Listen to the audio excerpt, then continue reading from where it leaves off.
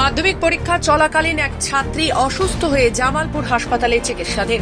Jamalpur block উন্নয়ন আধিকারিক, জামালপুর স্বাস্থ্য কেন্দ্রে ব্লক স্বাস্থ্য আধিকারিক ছাড়াও পুলিশ প্রশাসনের আধিকারিকেরা দ্রুত তাকে নিয়ে এসে জামালপুর হাসপাতালে চিকিৎসা করানোর ব্যবস্থা করে।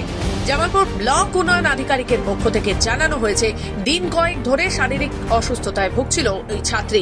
আজ শরীর একটু ভালো থাকায় পরীক্ষা কেন্দ্রে চলে আসে বাবার সাথে।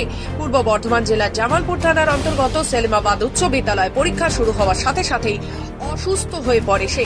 জানা গেছে, জামালপুরের পর্বতপুর এলাকার বাসিন্দা ওই ছাত্রী বর্তমানে জামালপুর ব্লক প্রাথমিক স্বাস্থ্য কেন্দ্রে চিকিৎসাধীন ছাত্রী। ও পর্বতপুর হাই স্কুলে পড়ে। ও সেলিমাবাদে স্কুলে আজকে মাধ্যমিক পরীক্ষার সিট পড়েছিল।